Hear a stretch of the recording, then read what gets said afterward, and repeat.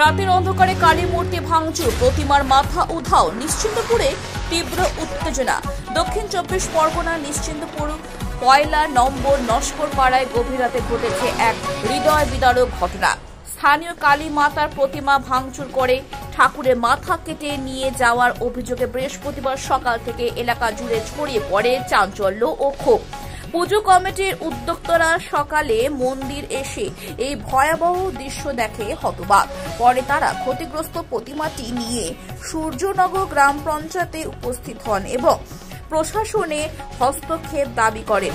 ঘটনাটিকে কেন্দ্র করে 107 নম্বর জাতীয় সড়কে নিশ্চিন্তপুর মোড়ে ব্যাপক যানজটের সৃষ্টি হয়।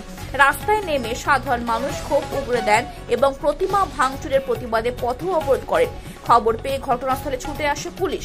দীর্ঘ বোঝাপড়ার পর স্থানীয়দের আশ্বস্ত করা হয় যে যারা এই জঘন্য কাজের সঙ্গে যুক্ত তাদের দ্রুত চিহ্নিত করে গ্রেপ্তার করা হবে এবং আইনি ব্যবস্থা নেওয়া হবে।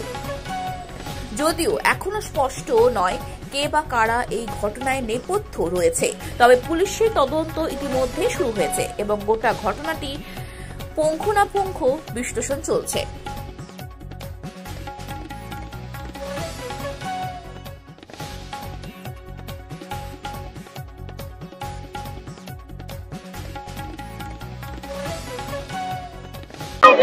মা কালীর মুন্ড কেটে নিয়ে গেছে ওই নস্কর পাড়া, ঠিক আছে, আমাদের গ্রামের পাশে। কারা কেটে নিয়ে গেছে? দুষ্কৃতীরা নিয়ে গেছে।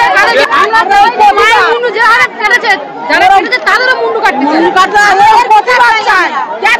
আমার ঘরে আছে, কালকে তোমার ঘরে হবে। মামুনেরাও হাত পাবে না, মামুনেরাও মুন্ডু কাটবে। এমনি তো অত্যাচার হচ্ছে, আরো অত্যাচার বেড়ে যাবে। বলো, এমনি তো অত্যাচার হচ্ছে, আমরা দেখতে পাচ্ছি। আরো অত্যাচার ঠাকুরকে আনতে দিচ্ছে না।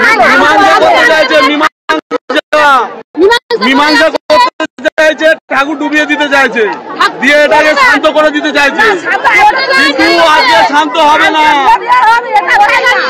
ঠাকুরের মায়ের মূর্তি মুন্ডু তৈরি করতে পারে, পরে নিয়ে গেছিল, বামুনটাকে নিয়ে গেছিল পূজা করে ঠাকুরকে ডুবিয়ে দেবে।